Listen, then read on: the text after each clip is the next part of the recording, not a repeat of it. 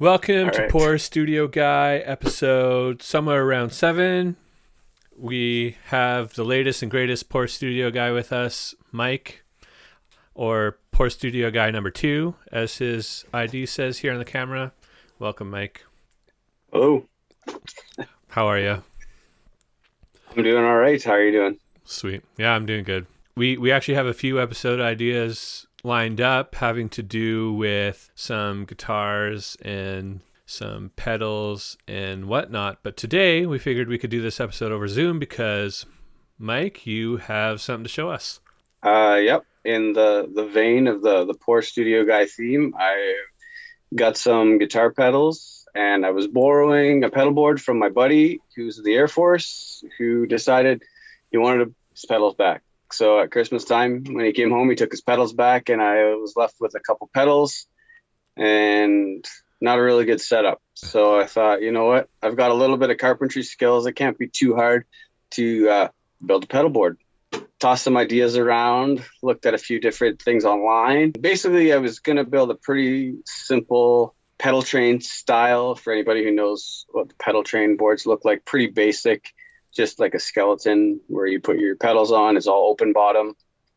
But I had this picture I found of a pretty elaborate one with hinges that like opened up and all the cords were all tucked away. And my wife was like, you know what, you could probably build that. Why don't you try to do it?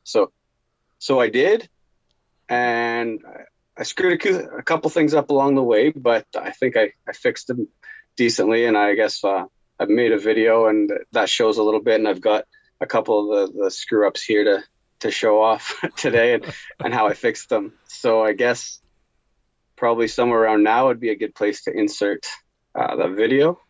Okay, yeah, we'll show the video here.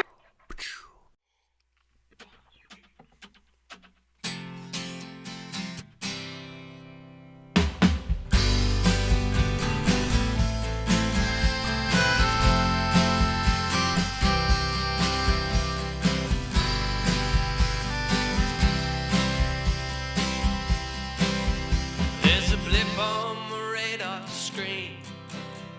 There's a blip on my radar screen. Are they coming for me? Is this World War III? There's a blip on my radar screen. Hey, Kurt.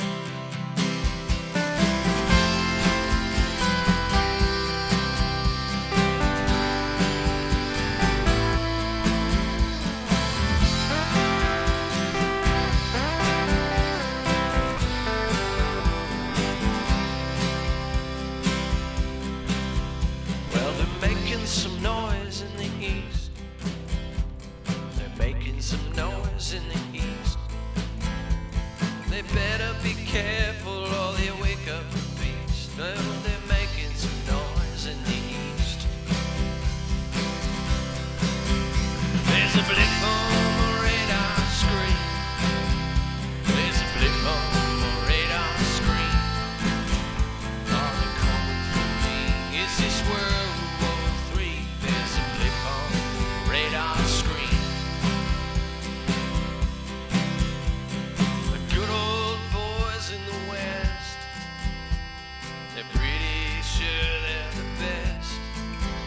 They've been trying to fix things, but they're making a mess.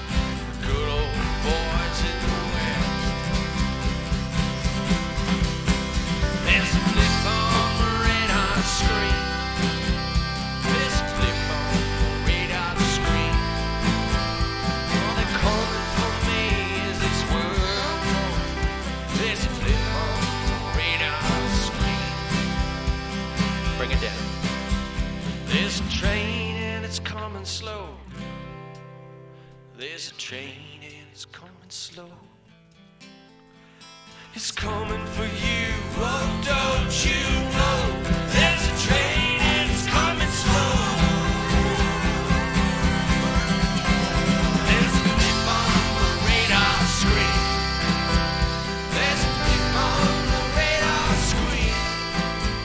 All the And a little plug. The fantastic music to the back in the background is actually Kurt's band. So shout out to the Gospel Plow. Well, what can we say? good workaround on not needing to pay royalties. that's the best part of what we do. So conception, you started out, you saw a pedal board that's the pedal board that we see in the video there. Yeah, at the beginning where it says inspiration, it's black and it's popped open. But so it's basically completely enclosed, so it folds down and you don't see any wires sticking out. And I thought, it looks clean. I like it. So the video shows it ends, and you can see the completed pedal board. Woo! Nice. Spring-loaded hinge, so it pops up. Okay. Access all the wires and everything. There's minimal room if I ever need an isolated power supply to stick in there, but that's a bridge we'll cross when we get there. The video shows I used pallet wood for the most part. I had a couple pallets laying around in my backyard that I've had for a while for various projects. I like to do things on the cheap, and I think that pallet wood looks pretty classy, and I like to use it. So in the video, it shows my original top, and I wanted to use all pallet wood. So here's my original top, and I used, because it was pallet wood and it wasn't a good laminate job putting all the pieces together, I put these ribs on it, and then realized pretty quick when I went to cut all my routes for my wires that I was going to run into those. So I thought I was clever and had all these specific spots, and it just didn't work out. So in the end, I had a piece of 3/4 inch plywood, cabinet plywood from another project, and I just cut a piece to fit, and it stained up, matched up pretty nice, and I'm very happy with that. I made more specific routes, kind of like the one I was inspired by. So it looks a lot cleaner, a lot better. And then, so my scrap piece, because it's the same wood as the sides, I used it as my tester for my stains. Oh, yeah. Yeah. So I've got 6 different stains here. I ended up with dark walnut because I like the way the grain shows through. Yeah, the grain just pops there. Yeah. So I got that all together, and then again, trying to be cheap, I was like, okay, I need patch cords to plug this all together. So I ordered some off eBay. Thought, $5 or $6 for a 5-pack, and they looked pretty decent. So I ordered the cable, Mogami. I don't know. I read online that was supposed to be some really good cable, so my cable's good. Soldered them all together, started plugging them together, and found, why are my jacks wiggly? And this is what I found. They were loose, and when I put a little bit of pressure on the side, the whole thing came right apart. And I mean, here's the inside. It's pretty... Oh, yeah. It's pretty flimsy. Yeah. The ground, you were just supposed to ground a blob to the inside of this. I kind of lazied out and just folded it over, but still, it pretty chintzy. So my buddy who's in the Air Force, he went to audio engineering school for a year, and he was like, don't cheap out on your jacks, whatever you do. So he was right. I should have listened to him in the first place. So then I wasn't ready to give up on the poor way of doing things and trying to do it as cheap as possible. So I got on Amazon, and I found Amazon Basics. I got my Amazon Basics jack here. Oh, yeah. So and I pulled that apart just for a comparison. I don't know how well you can see in this video, but there is a tab for the ground as well in there. Everything is a lot sturdier, a lot more solid. This thing's not falling apart like the other one. It says professional instrument stamped on the cable, which I understand anybody could do that and make it look good. But I'm very happy with these. This was 6-inch patch cables for $24 for Amazon Basics. I think it might have even come out cheaper or very close to the other way. So really, I've got an MXR one that same buddy in the Air Force, I got from him, and it looks like it's comparable quality to these. So that's my plug. Maybe someday we can get some Amazon affiliates or something. But I definitely would recommend those Amazon Basics. cables. Very nice. How much did the project cost? Like not counting pedals, of course. I guess we'll get into the pedals in a different episode, I think, but like the actual pedal board. Cables included, I suppose, because that's sort of specific to a pedal board.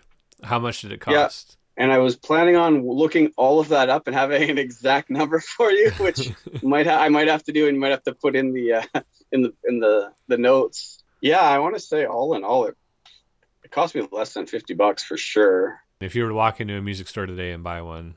From a music store, you're probably looking at a pedal train or something like that, easily $100 or more. Oh wow! And then you got your case on top of it, which I didn't say anything about a case, but I just so happened to find the perfect vintage suitcase at a friend of ours' antique shop. And so it fits perfectly depth-wise. It's a little wider. My board is about 22 inches wide, and I think it's 26, the case. So I've got some plans to get some, I don't even know what that stuff's called, that pink sheathing styrofoam insulation. I want to get a sheet of that, cut it to size, and just paint it black just so it fits in there. But nice. I was thinking of just only making it, shallow, just enough so it keeps it from sliding back and forth, and that way I would have room to put a patch, like cables or something in there. Yeah, yeah. And then I did order on Amazon. I ordered some. Actually, it's wall treatment, like they're 12-inch squares, 1 by 1 inch thick of like it looks like egg crate foam, but it's actually for studio wall treatment. Yeah. But I just got some of those to just glue in. That's gonna push down against the actual pedals, just because I didn't want that hard foam pushing it down against it. Right. Cool. I know with the name Poor Studio Guy, not everything has to be about guitars and everything, but you and I are both guitar players, and this is a really cool way to like get something that looks good and is very useful, and you've designed it exactly how you want it with the features that you exactly want, and it was cheap. Like that's so sweet. And I left a little bit of room in case I want to get more pedals down the road. Yeah. Which will probably happen. That's the problem when you start with pedals. Yeah. If you would like to show the world that you are a Poor Studio Guy or gal, you can click the link. There's either a link on the banner if you're on a desktop, or there's a link in the About section of the channel. And I'll try to put a link in the description of the video to the merch store. Shirts, hats, coffee mugs, lots of stuff there. Aprons even, and tote bags. Most importantly, tote bags. Put studio stuff in it. Oh, yeah. Let's try to push them as cable bags. There you go. Gig bags. Sweet. And like and subscribe. Thanks for joining us all, and we'll see you next time with some cool pedal videos and guitar videos. And were you going to compare your amp to... I got to be honest, guys. Mike and I just kept on talking, and we forgot to officially close off the video. So I'll just say it for the both of us. Until next time, do what you can with what you got.